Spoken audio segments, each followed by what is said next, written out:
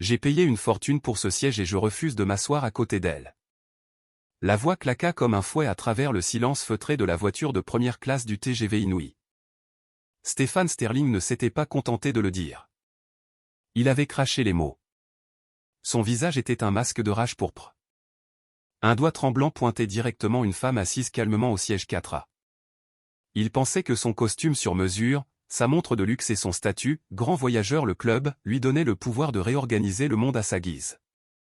Il pensait pouvoir humilier Sandrine Bennett et s'en tirer à bon compte. Mais Stéphane Sterling commit 2 erreurs fatales ce matin-là. Premièrement, il supposa que Sandrine était impuissante.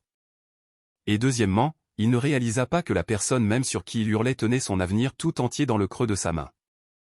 Ce qui suivit ne fut pas simplement de la justice. Ce fut une leçon magistrale de karma qui laissa toute la gare applaudir.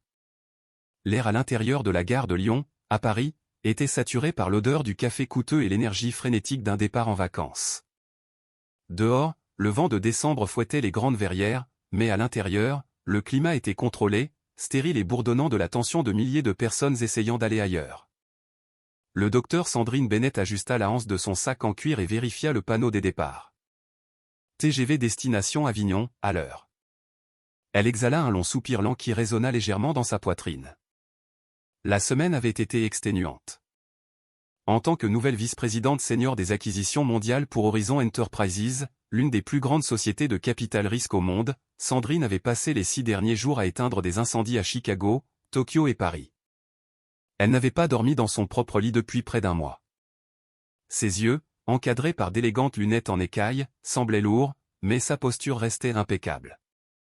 Elle portait un manteau couleur crème en cachemire sur un blazer anthracite, une tenue qui chuchotait la richesse plutôt que de la crier. Elle ne cherchait pas les ennuis. Elle cherchait juste une coupe de champagne et quelques heures de repos dans un siège confortable. Embarquement voiture 1, annonça l'agent de quai, sa voix coupant le brouhaha. Sandrine se dirigea vers le portique avec l'aisance rodée d'une voyageuse fréquente. Elle scanna son billet, siège 4 à première classe, et descendit le quai. La transition du terminal chaotique au luxe feutré de la voiture première classe était généralement son moment préféré. L'éclairage était doux, l'air plus frais. Elle trouva le 4A, un siège côté fenêtre sur le côté gauche du train. Elle rangea son sac dans l'espace bagage au-dessus, s'assit et accepta une serviette rafraîchissante offerte par une chef de bord nommée Manon. « Champagne, Madame Bennett ?» demanda Manon, son sourire authentique. « De l'eau, s'il vous plaît. » Sans glaçon, répondit doucement Sandrine. Elle prit une gorgée, ouvrit son ordinateur portable pour vérifier un dernier email et mit son casque à réduction de bruit. Elle ferma les yeux. La paix. Mais la paix fut fragile. 10 minutes plus tard, un tumulte à l'avant de la voiture lui fit ouvrir les yeux en sursaut. Je me fiche de ce que dit l'application. J'avais spécifiquement demandé le carré isolé. La voix d'un homme tonna. Sandrine fit glisser une oreillette. Debout à l'entrée de la voiture se tenait un homme qui semblait avoir été fabriqué dans une usine spécialisée dans l'arrogance corporative. Il était dans la cinquantaine, portant un costume bleu marine sur mesure légèrement trop serré au niveau de la taille. Son visage était rougeaud, probablement une combinaison d'hypertension artérielle et de cocktail d'avant-voyage. Il traînait un sac de voyage en cuir Hermès qui était clairement trop large pour les spécifications des compartiments. C'était Stéphane Sterling. Stéphane était le PDG de Sterling Logistique, une entreprise de logistique de taille moyenne qui perdait actuellement des sommes astronomiques. Il se rendait à Avignon pour une réunion de la dernière chance. Il devait obtenir un rachat auprès d'un investisseur majeur, sinon son entreprise et son train de vie somptueux s'effondreraient avant la fin du trimestre. Il était stressé, il était désespéré, et il était le genre d'homme qui frappait plus bas quand il se sentait acculé. « Monsieur, s'il vous plaît, » dit Manon, la chef de bord, sa voix s'efforçant de rester professionnelle. « Si vous pouviez simplement prendre votre siège pour que nous puissions terminer l'embarquement. Le train est complet.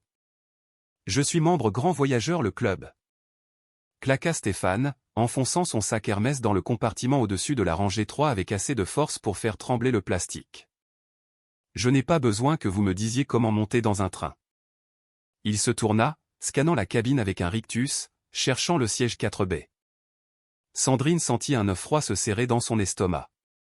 Le 4B était le siège couloir juste à côté d'elle.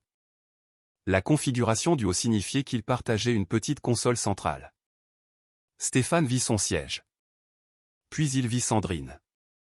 Il se figea, ses yeux, aqueux et bleus, se plissèrent instantanément. Il ne la regarda pas comme une compagne de voyage. Il la regarda comme si elle était une tache sur sa tapisserie coûteuse. Il regarda ses cheveux coiffés en tresses naturelles tirées en un chignon sophistiqué. Il regarda sa peau. Il regarda l'espace qu'elle occupait. Il ne s'assit pas. Il resta debout dans l'allée, bloquant le flux des passagers derrière lui, et laissa échapper un soupir théâtral bruyant.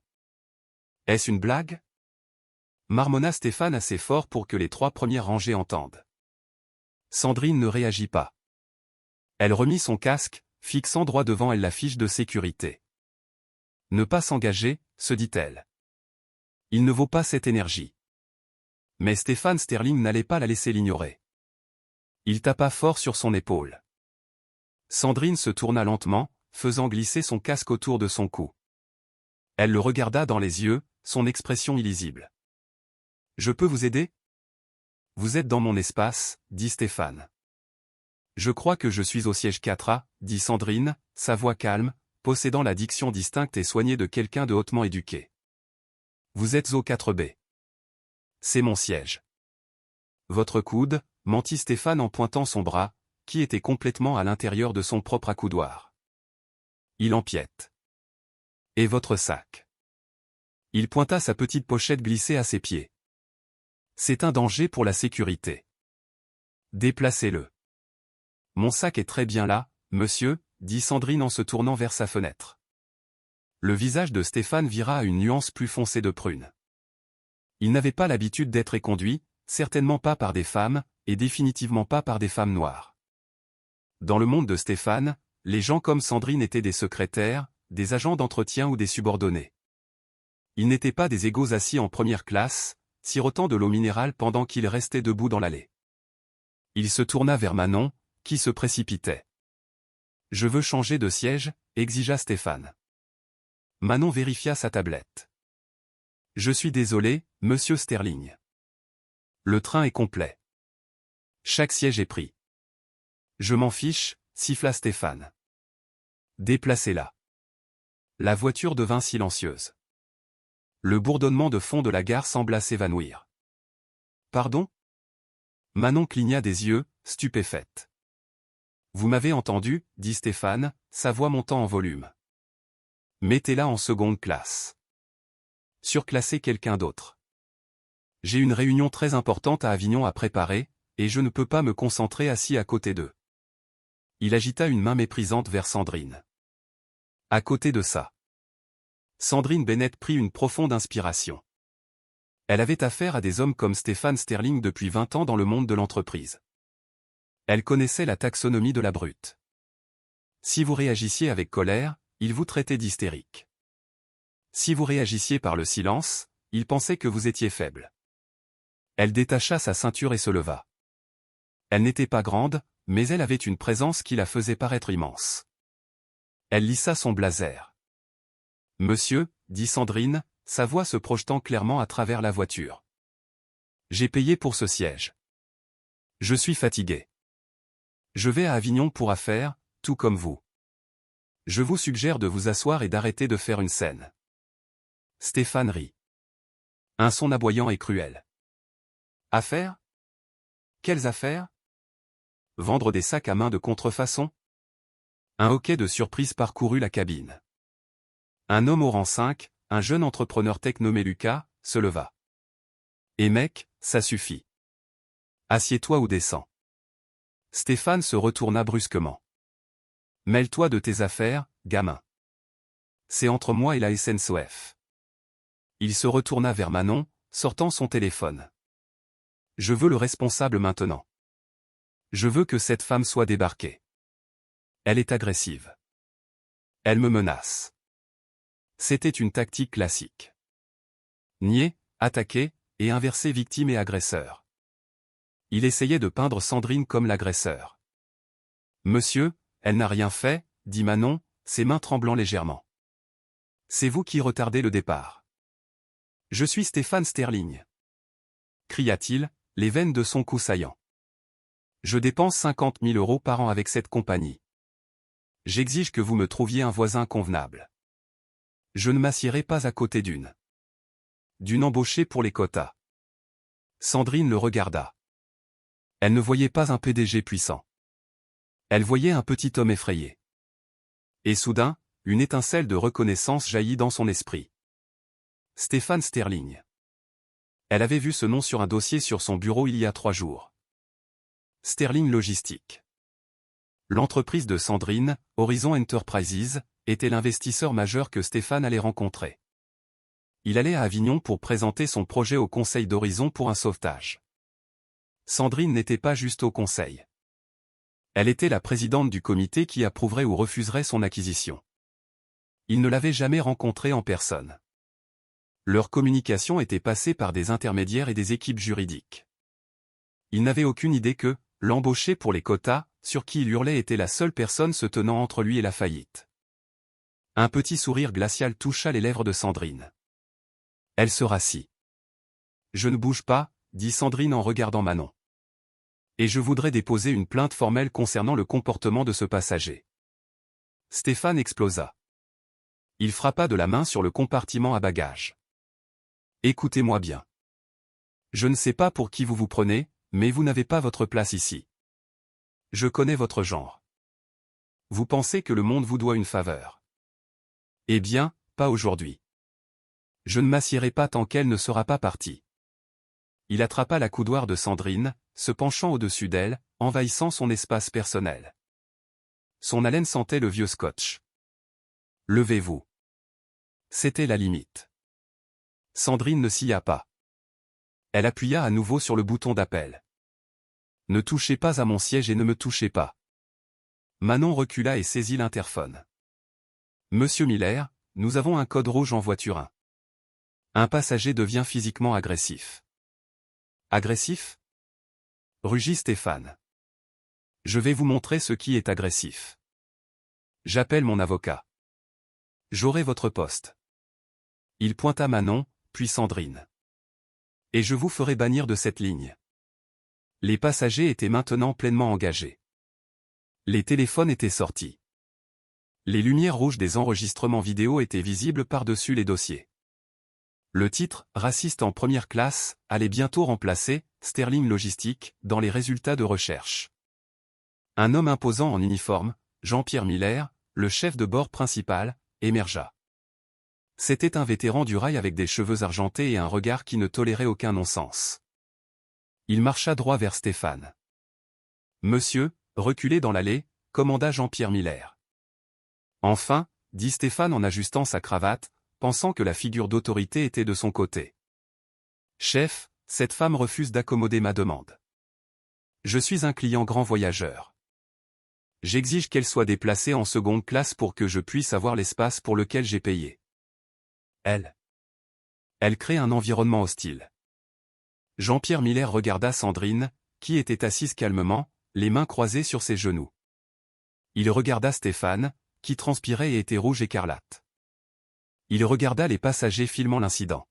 « La seule personne créant un environnement hostile ici, c'est vous, monsieur, » dit Jean-Pierre, sa voix basse et dangereuse. « Pardon ?» Stéphane eut l'air d'avoir été giflé. « Vous perturbez mon train. Vous abusez de mon équipage et de mes passagers. Je vais vous demander une seule fois de vous asseoir, de vous taire et de garder vos mains pour vous. Si j'entends un mot de plus de votre part, vous débarquez. » Stéphane le fixa, sa bouche s'ouvrant et se fermant comme un poisson. Sa fierté luttait contre son désespoir. Il devait arriver à Avignon. Il devait faire cette réunion. S'il manquait ce train, il manquait la réunion. S'il manquait la réunion, Sterling Logistique était mort. Il ravala sa rage, mais elle resta dans sa gorge comme une pierre. Il foudroya Sandrine du regard avec une haine pure et inaltérée. « Bien », cracha Stéphane. « Bien. » Il enfonça son corps dans le siège 4B. Il coinça son coude sur la coudoir, le pressant contre le bras de Sandrine. Il écarta les jambes, s'étalant de tout son long, de sorte que son genou cogna contre le sien. « Ne pensez pas que c'est fini », chuchota Théil à Sandrine assez bas pour que le chef de bord ne puisse pas entendre. Je vais faire de votre voyage un enfer vivant. Sandrine ne le regarda pas. Elle sortit son téléphone. Elle ouvrit son application de messagerie sécurisée. Elle composa un nouveau message pour Nicolas Head, PDG d'Horizon Enterprises. Objet, acquisition Sterling Logistique, urgent. Elle tapa rapidement, ses pouces volant sur l'écran. Nicolas, je suis actuellement dans le train 6104. Stéphane Sterling est assis à côté de moi. Nous devons parler de la réunion prévue pour mardi. J'ai de nouvelles informations sur son caractère et son aptitude en tant que partenaire. Ne signe rien avant que je sois arrivé. Elle appuya sur envoyer. Le train s'élança doucement hors de la gare. Stéphane Sterling pensait avoir gagné la bataille pour la coudoir. Il ne réalisait pas qu'il venait de perdre la guerre. Le signal lumineux des ceintures s'éteignit 20 minutes après le départ, mais la tension dans la rangée 4 restait tendue comme une corde de piano. L'équipe de bord, dirigée par Manon, se déplaçait avec une efficacité frénétique. Il voulait nourrir Stéphane Sterling et l'endormir le plus vite possible. Manon plaça une serviette en lin sur la tablette de Stéphane avec des mains tremblantes. Un verre de Bordeaux, grand cru, aboya Stéphane sans lever les yeux de son téléphone. Et apportez-moi la corbeille de mini croissants et de baguettes, pas les sachets individuels. Tout de suite, Monsieur Sterling, dit Manon en battant en retraite rapidement. Sandrine avait ouvert son ordinateur portable. Elle avait un filtre de confidentialité, une épaisse feuille de plastique polarisée qui rendait l'écran noir pour quiconque n'était pas assis directement en face. C'était une chance, car le document actuellement ouvert sur son écran était intitulé « Rapport de diligence raisonnable, solvabilité financière et évaluation du leadership de Sterling Logistique ». Elle fit défiler les chiffres. Ils étaient sinistres. L'entreprise de Stéphane avait contracté des prêts massifs pour financer une flotte de camions qui était actuellement à l'arrêt faute de chauffeurs. Il avait détourné des fonds de l'entreprise pour payer une retraite corporative aux Maldives tout en licenciant 15% de son personnel d'entrepôt. Il était légalement et éthiquement un cauchemar. Alors, la voix de Stéphane pâteuse résonna légèrement. Il avait déjà descendu 2 mignonnettes de vodka pendant le retard à quai avant que son Bordeaux n'arrive. Il tourna son corps vers elle, empiétant à nouveau sur son espace. « Vous vous êtes enfin calmé ?» Sandrine ne leva pas les yeux. Elle continua de taper. « Je n'ai jamais été contrarié, Stéphane. Je faisais simplement valoir mes droits. » Stéphane gloussa, secouant la tête. « Droit. Vous, les gens, vous adorez ce mot. Vous pensez que parce que vous avez un ordinateur portable chic et un billet de première classe, vous faites partie du club. » Il prit une poignée de morceaux de baguette et mâcha bruyamment, la bouche ouverte. « Laissez-moi deviner. Vous êtes assistante de direction ou peut-être au RH. Vous avez cette aura de dame des RH. » Coincé, sans humour. Sandrine marqua une pause. Elle se tourna vers lui, son expression essentiellement ennuyée. « Je travaille dans la finance. » « La finance ?» Stéphane rit en se tapant le genou. « Mignon. Compte fournisseur, paie, s'assurer que les factures sont classées dans le dossier de la bonne couleur. » Quelque chose comme ça, dit froidement Sandrine. « Et vous ? Vous avez mentionné une grosse réunion, opina Stéphane. C'était son sujet favori, lui-même. Il ajusta sa manchette, révélant une Rolex en or que Sandrine savait être louée et non possédée, un détail noté dans le rapport de crédit à la page 45 de son dossier. « Je suis dans la logistique, l'épine dorsale de l'économie mondiale, déclara Stéphane en prenant une lourde gorgée du Bordeaux que Manon venait de livrer. Je dirige Sterling Logistique. Nous faisons bouger le monde. Je vais à Avignon pour conclure une fusion. Une affaire massive. 8 chiffres. 8 chiffres. Répéta Sandrine, la voix plate. Cela semble impressionnant. Ce n'est pas juste impressionnant, c'est historique, se vanta Stéphane, son volume augmentant. Il y a cette société d'investissement, Horizon Enterprises. Un énorme conglomérat. Des poches profondes, mais de l'andinosaure. Ils veulent acheter mon infrastructure. Le cœur de Sandrine manqua un battement, mais son visage resta un masque de pierre. Horizon. J'ai entendu parler d'eux. Ils sont connus pour être très minutieux. Stéphane agita une main méprisante.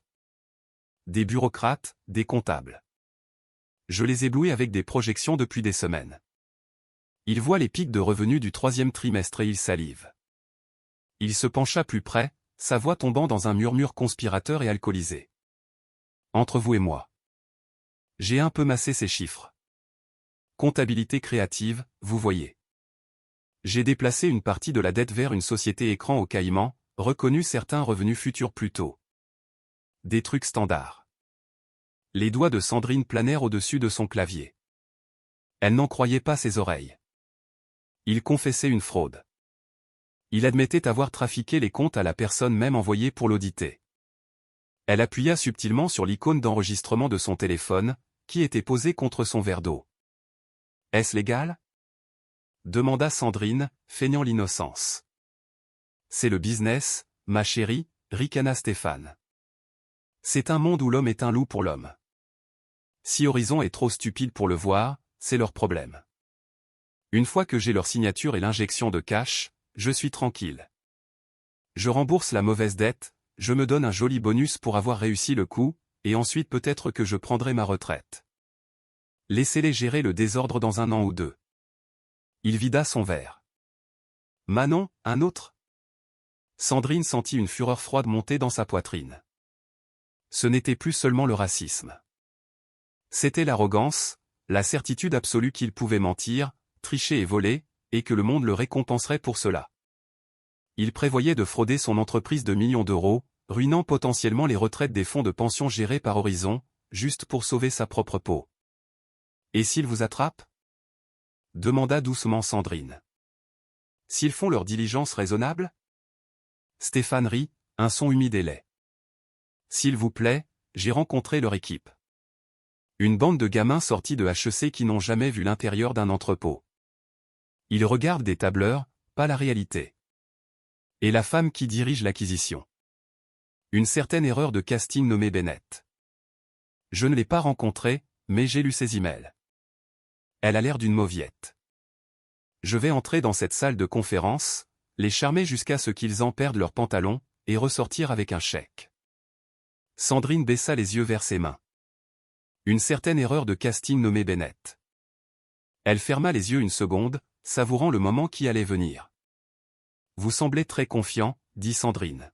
« La confiance est la clé, » sermonna Stéphane. « C'est votre problème.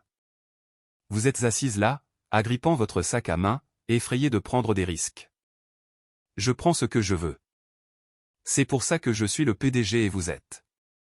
Peu importe ce que vous êtes. » Il se renversa en arrière, fermant les yeux. « Réveillez-moi quand nous serons proches d'Avignon et essayez de ne pas taper si fort. » Sandrine l'observa un moment. Il avait l'air paisible d'une manière grasse et bouffie. Elle regarda son écran. Elle ouvrit un nouveau brouillon de mail. Elle joignit le fichier audio qu'elle venait d'enregistrer. Elle commença à taper un résumé de sa confession. Elle détailla la société écran au Caïman où il avait mentionné quelque chose que son équipe n'avait pas encore trouvé. Elle prit note d'alerter les comptables forensiques pour chercher des transferts de dette au 3e trimestre. Stéphane Sterling venait de lui remettre l'arme du crime pour sa propre carrière. Mais le voyage n'était pas fini. Et Stéphane, alimenté par l'alcool et un faux sentiment de supériorité, était sur le point de commettre sa 2e erreur fatale. 1 heure plus tard, la cabine était calme. La plupart des passagers somnolaient. Sandrine était éveillée, travaillant sur un modèle d'évaluation complexe, la lumière bleue de son écran illuminant son visage concentré. Stéphane se réveilla groggy et irritable. L'alcool avait tourné à l'aigre dans son estomac. Il se sentait à l'étroit. Il regarda Sandrine. Elle travaillait toujours. Il ressentit une soudaine pointe de colère irrationnelle. Pourquoi travaillait-elle? Pourquoi ne dormait-elle pas? Sa productivité semblait être une insulte à sa paresse. Il plissa les yeux vers son écran. Le filtre de confidentialité le rendait noir sous son angle, mais il put voir le reflet de l'écran dans la fenêtre assombrie par la nuit tombante. Il vit un logo, un H stylisé avec un soleil levant. Il cligna des yeux. Il connaissait ce logo. Il était sur l'entête de chaque lettre qu'il avait reçue des investisseurs au cours des 6 derniers mois. Horizon Enterprises. Stéphane se redressa, se frottant les yeux. Pourquoi cette femme regardait-elle un document Horizon? Peut-être était-elle une secrétaire. Peut-être travaillait-elle pour eux. La panique commença à s'enrouler dans ses tripes. Si elle travaillait pour Horizon, elle pourrait connaître des gens. Elle pourrait raconter à quelqu'un son comportement dans le train. Il ne pouvait pas risquer qu'une employée de bas niveau dise du mal de lui au supérieur. Et, chuchota Théil en la poussant du doigt. Sandrine tressaillit. Elle retira son bras. Je vous ai dit de ne pas me toucher. Vous travaillez pour Horizon, accusa Stéphane, sa voix forte dans la cabine calme. Sandrine se tourna vers lui. Elle ne répondit pas. J'ai vu le logo, siffla Stéphane.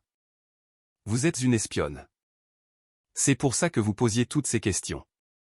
Je travaille, Stéphane. Rendormez-vous. Non.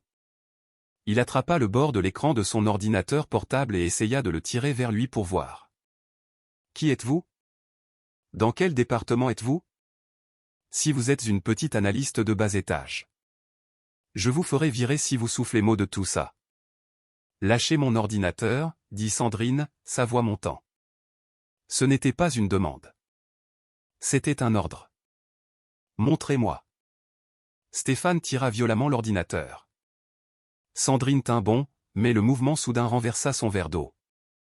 L'eau glacée éclaboussa ses genoux et le clavier. Bon sang!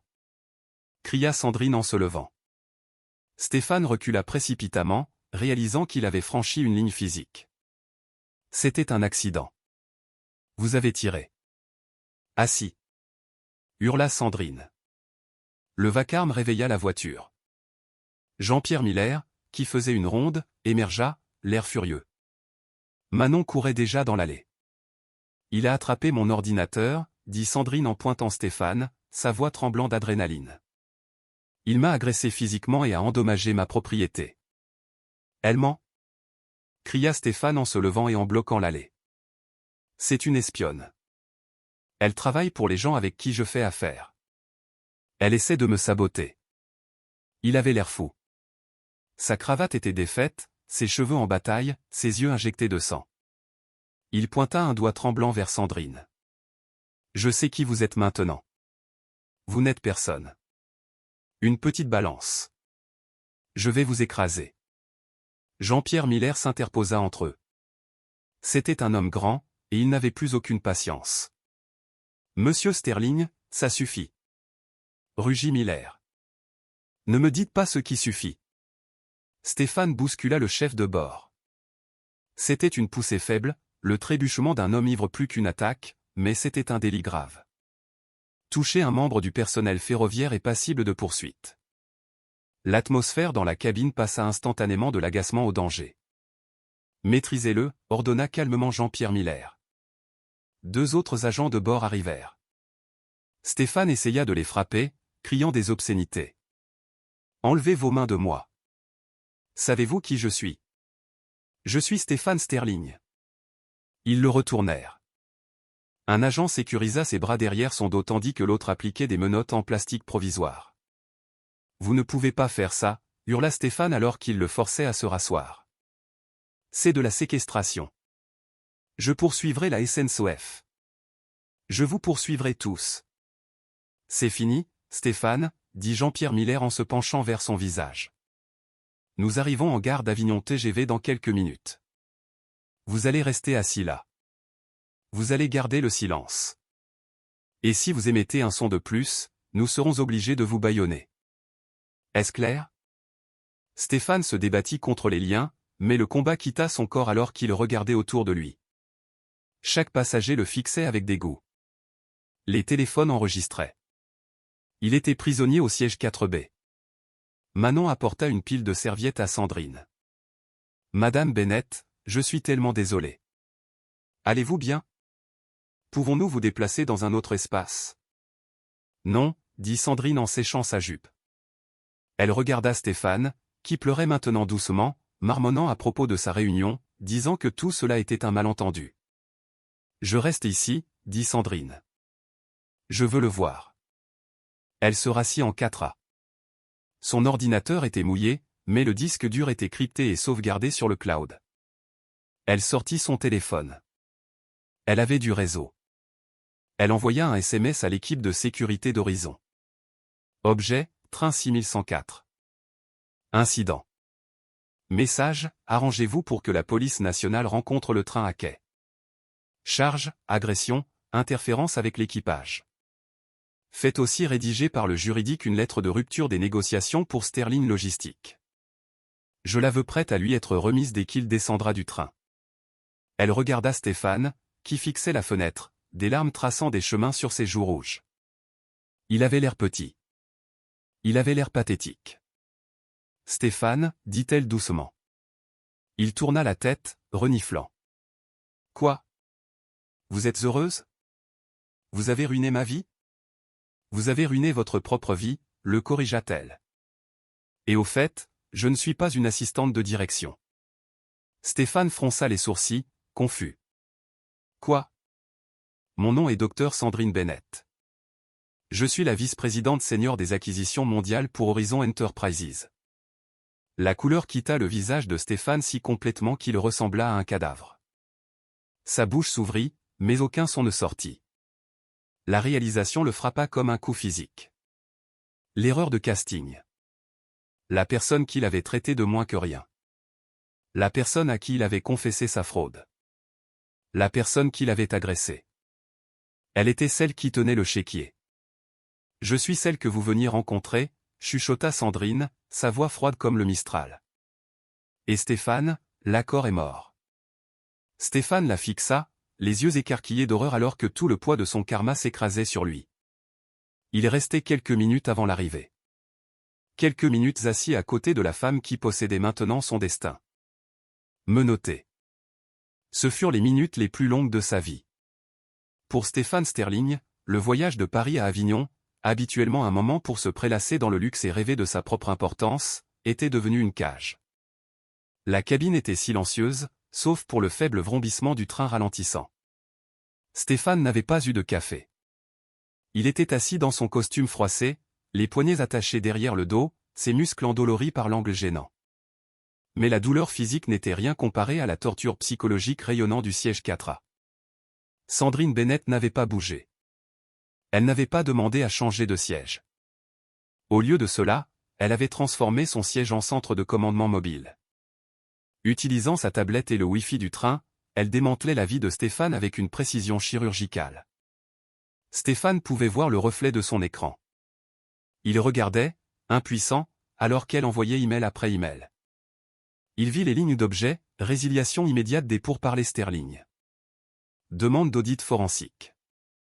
Alerte AMF et SEC. Communiqué de presse, politique de tolérance zéro d'Horizon Enterprises. Madame Bennett, chuchota Stéphane. Sa voix était cassée, sèche. La bravade avait disparu, remplacée par le gémissement désespéré d'un animal piégé. Sandrine, s'il vous plaît. Sandrine ne leva pas les yeux. Elle but une gorgée de jus d'orange. J'ai une famille, plaida Stéphane, se penchant aussi près qu'il osait. Mon fils est à l'université. Si vous faites ça, si vous tuez l'accord, l'entreprise coule. Je perds tout. Ma maison en Normandie, ma retraite, tout. Sandrine marqua une pause. Elle tourna lentement la tête. Son expression n'était pas en colère. C'était une curiosité douce, comme un scientifique examinant un insecte sous un microscope. Vous auriez dû penser à votre famille avant d'agresser une femme dans un train, dit-elle calmement. Vous auriez dû penser à vos employés avant de confesser une fraude à une étrangère. J'étais saoul, siffla Stéphane, des larmes coulant de ses yeux. C'était le stress. Vous savez ce que c'est. La pression. Je ne pensais rien de tout ça. Je ne suis pas raciste. Je suis un homme bien. Sandrine rit doucement. C'était un son glaçant. Un homme bien? Stéphane, vous avez passé la première heure de ce voyage à essayer de m'humilier à cause de la couleur de ma peau. Vous avez passé les 2 heures suivantes à vous vanter de voler vos investisseurs. Et vous avez passé la dernière heure à m'attaquer physiquement parce que vous aviez peur de vous faire prendre. Vous n'êtes pas une victime. Vous êtes un passif toxique. Je peux arranger ça, supplia-t-il. Je démissionnerai. Je quitterai mon poste de PDG. N'appelez juste pas la police. Ne ruinez pas ma réputation. Laissez-moi descendre de ce train et gérer ça discrètement, s'il vous plaît, par courtoisie professionnelle. Sandrine le regarda, les yeux durs. La courtoisie professionnelle est pour les professionnels, Stéphane. Vous êtes un criminel. Elle se retourna vers sa tablette. Et je n'ai pas seulement appelé la police. J'ai appelé le service juridique. Au moment où nous arriverons à quai, votre conseil d'administration aura reçu un avis formel qu'Horizon se retire en raison d'une faute grave de l'exécutif et de malversations financières admises. Vous n'aurez plus d'entreprise dont démissionner. Stéphane s'affaissa contre le siège, la défaite écrasant ses poumons. Il regarda autour de la cabine. Les autres passagers étaient bien éveillés maintenant. Lucas, l'entrepreneur tech au rang 5, le regardait avec un air de pur mépris. Une femme de l'autre côté de l'allée chuchotait à son mari en pointant les menottes de Stéphane. Il était un paria. Enfin, la voix du conducteur grésilla sur l'interphone. Mesdames et messieurs, nous arrivons en gare d'Avignon TGV. La température est de 12 degrés avec une légère pluie. Nous vous demandons de bien vouloir rassembler vos affaires. Sandrine rangea son sac. Elle lissa son manteau. Elle avait l'air fraîche, reposée et prête pour la bataille. Stéphane avait l'air d'avoir vieilli de 10 ans. Son visage était bouffi, son costume taché de sueur, et il sentait l'alcool ranci et la peur. Nous serons accueillis à quai par les autorités locales, ajouta le chef de bord, sa voix sérieuse. Nous demandons à tous les passagers de rester assis jusqu'à ce que la police soit montée et ait évacué un passager. Toute la voiture savait de qui il parlait. Stéphane ferma les yeux très fort. Peut-être est-ce un rêve, pensa-t-il.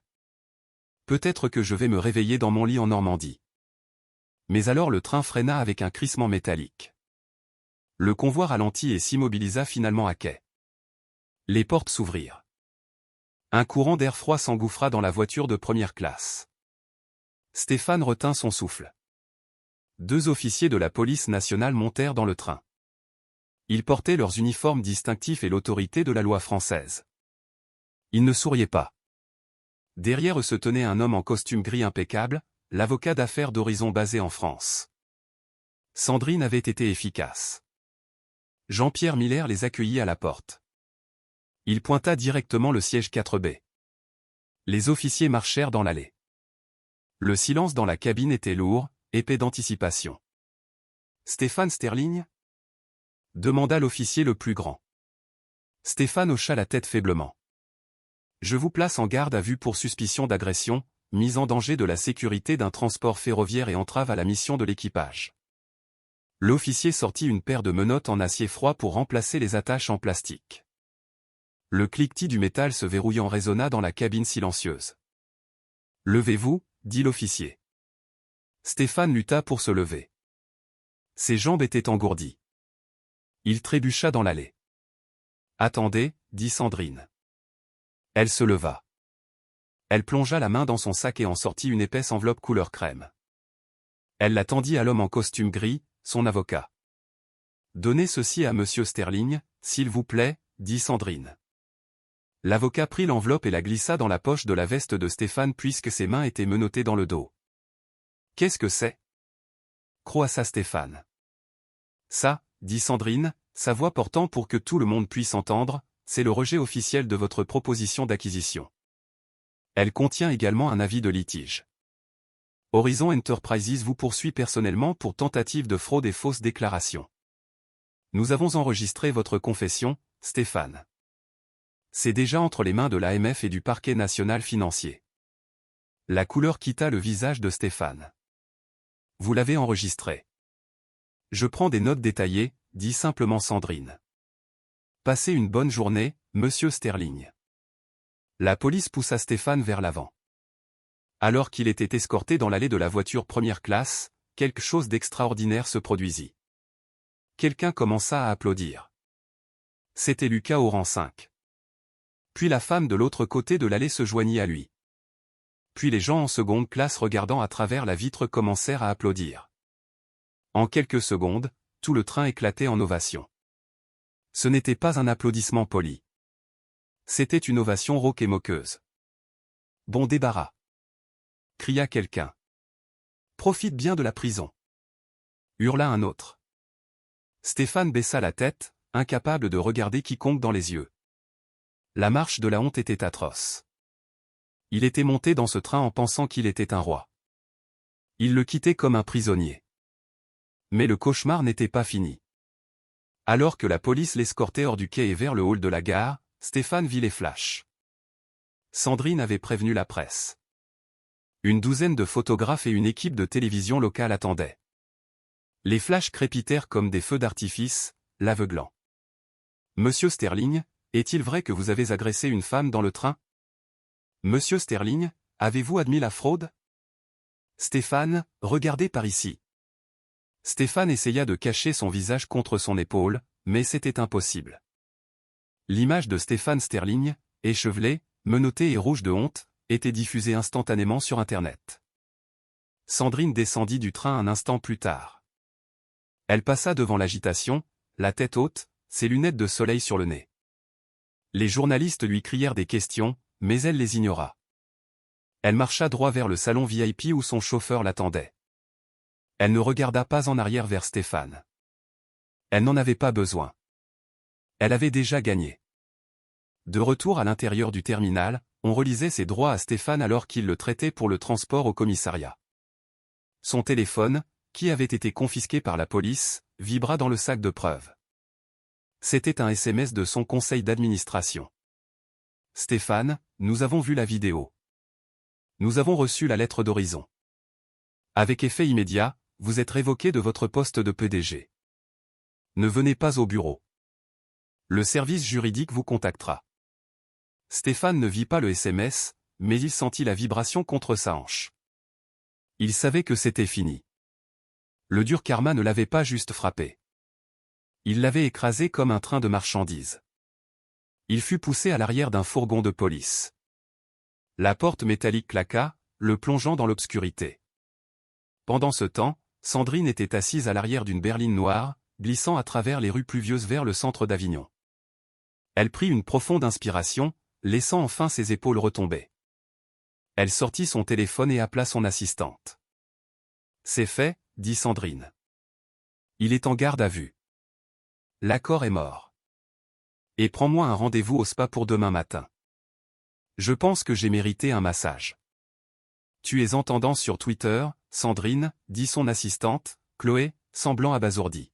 « Quelqu'un a mis en ligne une vidéo de lui en train de te hurler dessus. Elle a déjà 2 millions de vues. Les gens t'appellent une héroïne. » Sandrine regarda par la fenêtre les remparts d'Avignon. « Je ne suis pas une héroïne, Chloé. J'ai juste fait mon travail et j'ai sorti les poubelles. » Mais l'histoire n'était pas tout à fait finie. Alors que Stéphane faisait face à la prison et à la faillite, les effets d'entraînement du train 6104 allaient changer la vie de Sandrine d'une manière qu'elle n'avait pas prévue.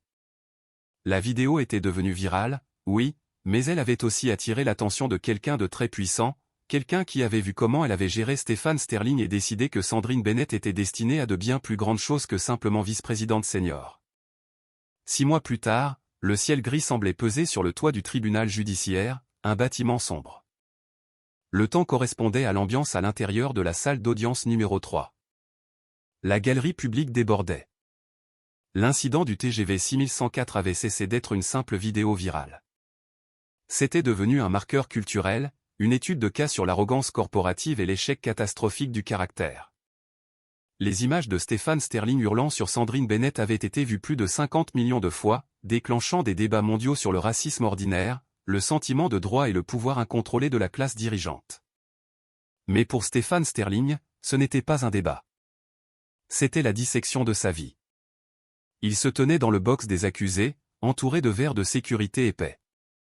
L'homme qui était monté dans le train dans un costume italien sur mesure portait maintenant un blazer gris générique et mal ajusté fourni par son avocat commis d'office. Il avait perdu 15 kilos. Sa peau était cireuse, le résultat de mois passés en détention provisoire à la prison de Luynes, incapable de manger la nourriture carcérale, incapable de dormir sans l'aide du Bordeaux coûteux auquel il n'avait plus accès. Le rictus arrogant avait disparu, remplacé par une expression permanente de terreur hébétée. « Stéphane Sterling », annonça le juge Pierre-Marie, regardant par-dessus ses lunettes en demi-lune. Le juge était un homme de peu de mots et d'une immense gravité. Vous avez plaidé coupable pour agression et entrave à la circulation ferroviaire. Mais ce tribunal reconnaît que ces charges ne sont que la partie émergée de l'iceberg. Stéphane agrippa la barre du box. Ses jointures étaient blanches. Il regarda vers la galerie, désespéré de trouver un visage amical. Sa femme, Patricia, n'était pas là. Elle avait demandé le divorce 3 jours après son arrestation, obtenant une ordonnance d'urgence pour geler leurs actifs communs avant que les saisies gouvernementales ne commencent. Son fils, qui avait été humilié à l'université par l'infamie de son père, avait changé de nom de famille et bloqué le numéro de Stéphane. Stéphane était entièrement seul. Votre comportement dans ce train, continua le juge, sa voix résonnant sur les murs lambrissés, était un affichage d'un sentiment de droit grotesque. Vous avez cherché à humilier une compagne de voyage basée sur vos propres préjugés. Vous croyez que votre statut de PDG vous plaçait au-dessus de la loi et au-dessus de la décence humaine fondamentale. Aujourd'hui, la réalité corrige cette illusion. Le juge marqua une pause, mélangeant les papiers devant lui.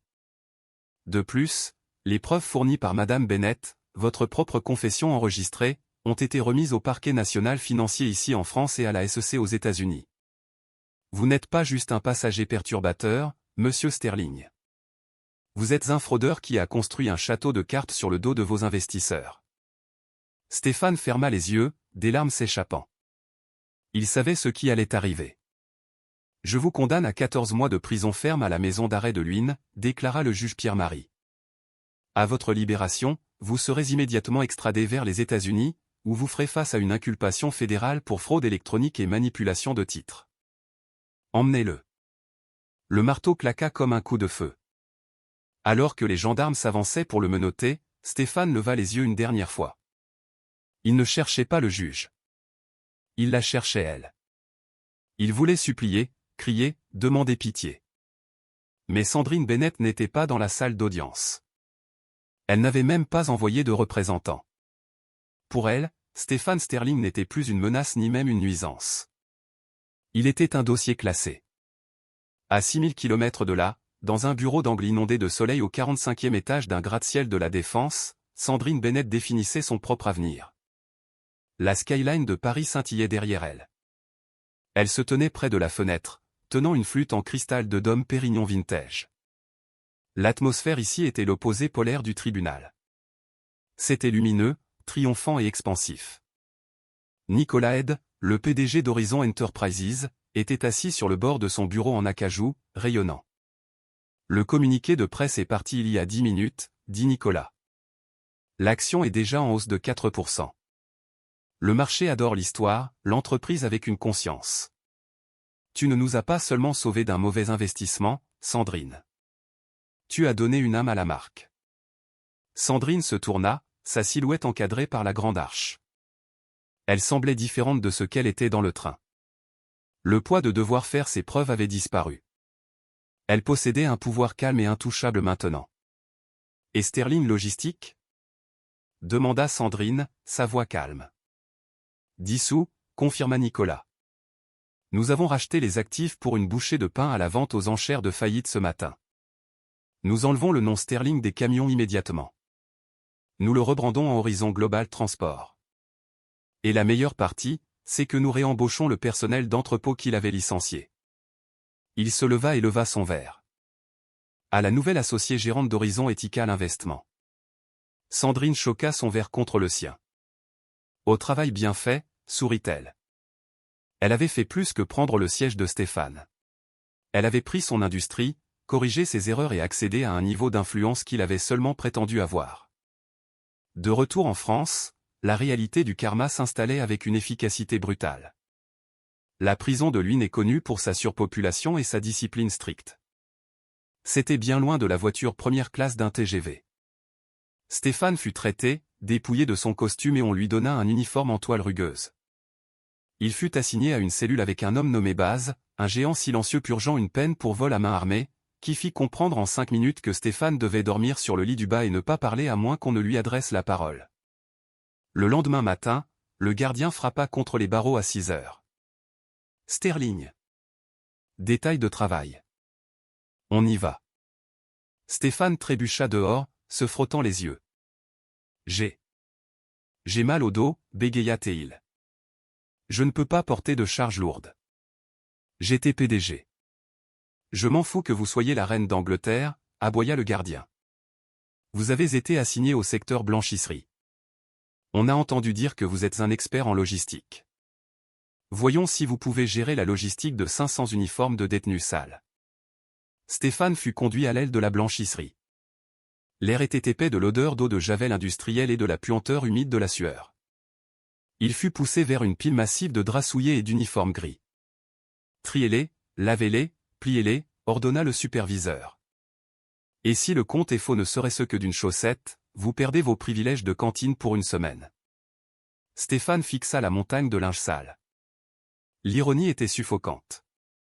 Il avait passé sa carrière à se vanter de déplacer des marchandises à travers le globe, d'être un titan de l'industrie. Maintenant, son monde entier était réduit à laver les taches des vêtements d'autres criminels. Il ramassa un drap lourd et mouillé. Ses mains, autrefois manucurées, étaient déjà à vif. Il regarda le mur de béton. Il n'y avait pas de fenêtre, pas de vue, pas d'échappatoire. L'homme qui avait refusé de bouger son siège était maintenant piégé dans une boîte, déplaçant du linge pour des centimes de l'heure. 2 semaines plus tard, Sandrine Bennett monta à bord du TGV Inouï vers Avignon. Elle allait prendre la parole lors d'un forum économique mondial. Elle descendit le quai, l'air frais lui rappelant ce jour fatidique. Elle entra dans la voiture de première classe. « Bon retour parmi nous, mademoiselle Bennett », dit Manon, le visage de la chef de bord s'illuminant d'un plaisir authentique. « Nous avons votre siège habituel prêt, le 4A. » Sandrine sourit chaleureusement. « Merci, Manon. » Elle s'assit, rangeant son sac. Elle regarda le siège à côté d'elle, le 4B. Il était vide. Le train était complet, mais le siège restait vacant, peut-être par un bug dans le système, ou peut-être par une conception cosmique. « Manon » appela doucement Sandrine. « Oui, mademoiselle Bennett ?» « Si quelqu'un arrive en courant dans l'allée en exigeant ce siège, » dit Sandrine, une lueur espiègle complice dans les yeux. « Dites-leur qu'il est réservé aux fantômes. » Manon rit, un son clair et brillant qui brisa la tension du souvenir. « Je pense que le fantôme a été exorcisé, mademoiselle Bennett. Et la compagnie a mis à jour notre manuel de formation. Il y a une nouvelle section sur la tolérance zéro pour la discrimination. Nous l'appelons le protocole Bennett. » Sandrine se renversa en arrière, acceptant un verre d'eau pétillante. Elle regarda par la fenêtre alors que le train commençait à rouler. Elle regarda le personnel au sol déplaçant les bagages, le balai complexe de la logistique qui faisait bouger le monde. Quelque part là-bas, dans une cellule froide, Stéphane Sterling apprenait la valeur de l'humilité. Mais ici, à 300 km/h, le ciel était dégagé. Sandrine ferma les yeux, enfin capable de se reposer, glissant au-dessus des turbulences, capitaine incontesté de sa propre destinée. Stéphane Sterling pensait que sa richesse et sa couleur de peau étaient un bouclier qui le protégerait des conséquences. Il a appris à la dure qu'à l'ère des smartphones et de la responsabilité, le caractère est la seule monnaie qui compte. Il a perdu sa liberté, sa famille et sa fortune, tout cela parce qu'il ne pouvait pas supporter l'idée de traiter une femme noire avec un respect humain fondamental. C'est un rappel puissant que la personne que vous maltraitez aujourd'hui pourrait être la personne tenant les clés de votre avenir demain.